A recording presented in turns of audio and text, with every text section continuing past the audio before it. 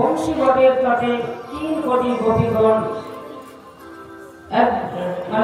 একজন আটজন নয়, কিন্তু গোপী ছিলেন 3 কোটি। 3 কোটি গোপী, শ্রুতি চুরি, মণি চুরি, সাধন সিদ্ধা আর নিত্য সিদ্ধা, 4 প্রকারের গোপী ছিলেন। যার মধ্যে রামচন্দ্রের লীলায় দণ্ডকারণ্যবাসী মণিগণ ছিলেন।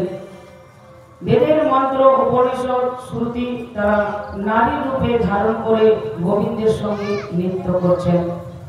সাধন ভজন করেন যারা, তারা সেখানে সাধনের সিদ্ধা গোপী। আপনারা যদি রাস লীলায় যান, তাহলে আপনারা ওই সাধন সিদ্ধার শ্রেণীতে পড়বেন। আপনারা যদি মনে করেন যে আমরাও রাসে যাব, তাহলে এখন থেকে শুরু করতে হবে। তারপরে 1000 বছর যুগ যখন পার হবে, আবার শেষ দাপর যুগ আসবে, তখন আপনারাও সুযোগ পাবেন। 1000টা কলিযুগ পার হবে, তারপরে দাপর যুগ আসবে।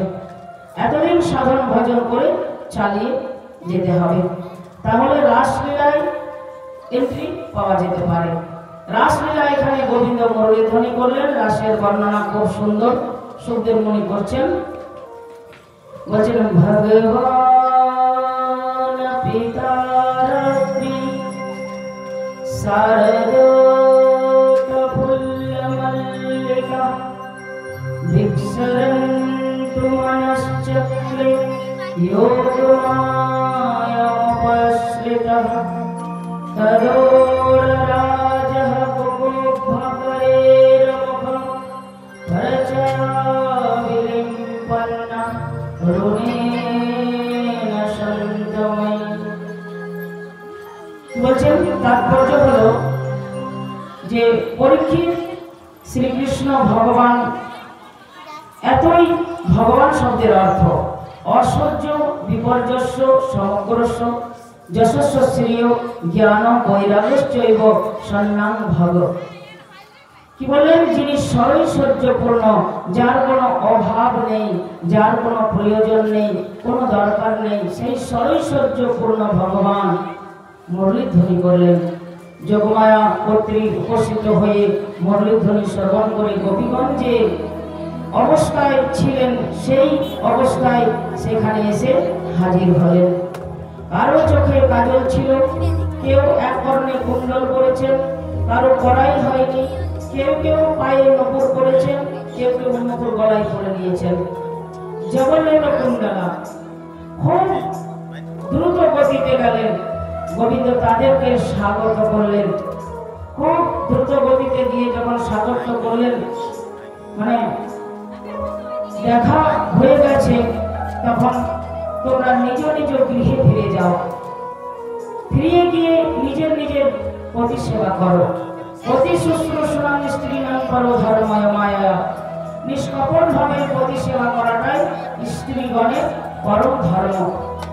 পতি রোগী হোক, রোগী হোক, জড় হোক, কাতর হোক, বৃদ্ধ হোক, নিষ্কপট ভাবে পতি সেবা করা স্ত্রীর একমাত্র ধর্ম। অনেক অনেক উপদেশ দিলেন। গোপীগণ বললেন, অতএব হে গোবিন্দ, এই উপদেশ বাণী তোমার মুখে রাখো, ওখানেই থাক, আমাদের কানে ঢুকিয়ে বিড়ম্বনা করার দরকার নেই। আমরা ভালো মতো জানি পতির সেবা করে কি ফল। হে প্রভু, এই নিষ্ঠুর কথা বলো না, আমাদেরকে তাড়িয়ে দিও না। আমাদের পা তো এক পাও নড়ছে না, আমরা যাবো কি করে, আর গিয়েও কি করব? আমাদের মনটা তো তুমি হরণ করে নিয়েছো। তুমি কি কিছু করতে গেলে আগে মন চায়, মনটা নিজের কাছে আটকে নিয়ে আর আমাদেরকে বলছো যাও। কি করে যাব? গিয়ে কি করব? আমাদেরকে ত্যাগ করো না প্রভু, করুণা করুন। কাঁদতে লাগলেন। গোবিন্দ তাদেরকে নিয়ে রাস নৃত্য করলেন। গোবিন্দ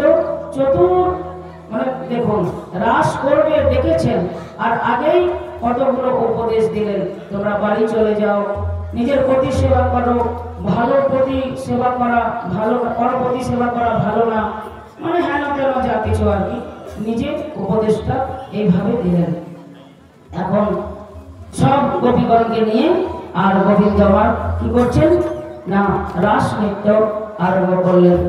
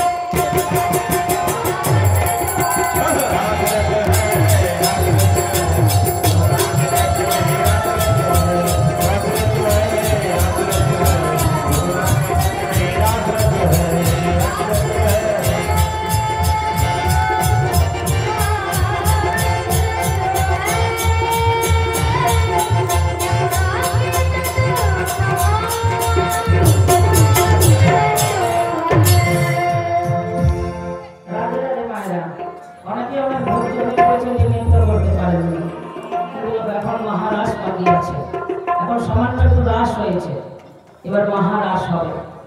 দেখুন এই রাসে যখন 3 কোটি গোপীগণ নৃত্য করছেন, তখন একজন কৃষ্ণ আর 3 কোটি গোপী নৃত্য করছেন।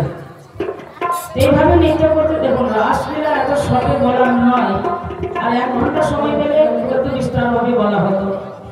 যেহেতু অনেক রাত হয়ে গেছে, সকালে অর্থ ঠান্ডার সময় আর কি সকলেই একটু কষ্ট হচ্ছে, তাই খুব বলছি কালকে একটু বিস্তারিত করে তারপর আবার আমরা 6ম দিনে রুক্মিণী বিবাহতে প্রবেশ করব। তো এখন গোপীগণের মনের মধ্যে একটু অহংকার হয়ে গেল। যেই অহংকার হলো আর গোবিন্দ সেখান থেকে পালিয়ে গেলেন। তো পালিয়ে গেলেন, এখন গোপীরা সকলে খুঁজে বেড়াচ্ছেন, গোবিন্দকে পাচ্ছেন না। অনেক বিস্তার আছে, এটা আমি খুব সবে বলছি। তো আমাদের এখন গোপীরা চিন্তা করছে যে আমাদের ভয়ে ভয়ে গোবিন্দ পালিয়ে বেড়াচ্ছেন। বৃন্দাবনে পাথর কাটা খোঁচা কত কিছু আছে, কোমল চরণে ফুটে কষ্ট হচ্ছে, এই কষ্টের জন্য আমরাই দায়ী। সেজন্য আর আমরা তাড়িয়ে বেড়াবো না, আমরা এক কাজ করি, চল আমরা সবাই মিলে তার গুণগান লীলার গান করি চল। শাস্ত্রে বলছেন যদি ভগবানের রূপ গুণ লীলার গান করা হয় তাহলে তিনি কোথাও লুকিয়ে থাকতে পারেন না। আপনারা জানেন শ্রীমান মহাপ্রভু যখন শ্রীক্ষেত্রে পুরী ধামে গেলেন, তখন রাজা প্রতাপ রুদ্র যার কর্মচারী, তারা মহাপ্রভুর সাক্ষাৎ করলেন, দর্শন করলেন। রাজার কাছে মহাপ্রভু গুণগান বর্ণনা করলেন না। রাজা খুব ব্যাকুলতা হলেন যে একটু আমি মহাপ্রভুকে দর্শন করি, কিন্তু মহাপ্রভু তো সন্ন্যাসী, তিনি রাজ দর্শন করবেন না, নিষিদ্ধ। রাজাকে দর্শন করলেন না, আর রাজাকে দর্শন দিলেন না। অনেক চেষ্টা করে যখন রাজা কিছুতেই দর্শন পেলেন না, তখন তাকে মহাপ্রভুর এক পার্শ্বদ শিখিয়ে দিলেন। তখন তিনি এই দিনহীন কাতর বেশে এসে এই গোপী গীত গাইলেন। তো যখন গোপী গীত গাইলেন, তখন মহাপ্রভু নিজেই গিয়ে তাকে জড়িয়ে ধরলেন। বলো ভক্তবৎসল ভগবান কি। দেখুন গোপী গীত এমনই একটা আকর্ষণীয় শক্তি, ভগবানকে আকর্ষণ করেন। তো গোপী গীত সকলে মিলে সেই গোপী গীত গাইতে লাগলেন। কি বলছেন, আমরা একটু গোপী গীত শুনবো।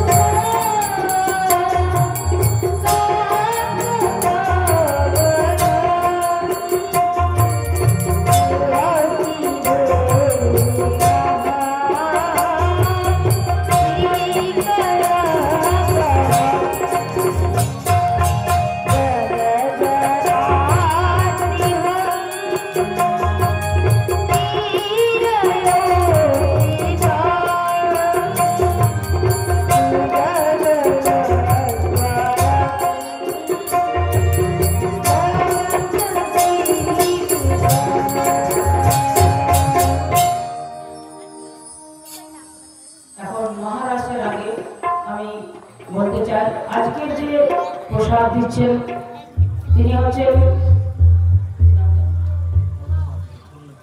মিন্টু পাল।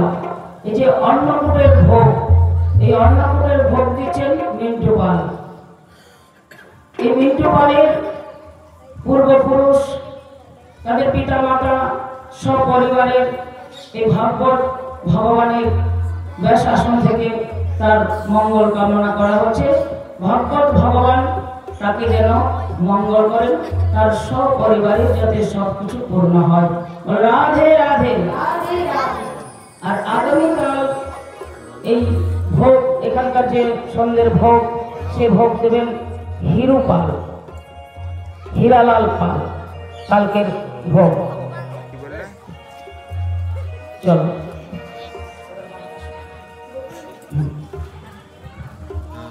এখন তারা বুঝতে পারলেন গোপীগণ যে আমরা অহংকার করেছিলাম, তার জন্যই ভগবান চলে গেলেন। আর তারা এই গোপী গীত যখন গাইলেন তখন আবার ভগবান এসে মিলিত হলেন। আর এখন মানে দয়ের দয়, মানে আগে প্রথমে একজন ছিলেন কৃষ্ণ, এখন যত গোপী তত কৃষ্ণ, আর মহারাস আরম্ভ হল।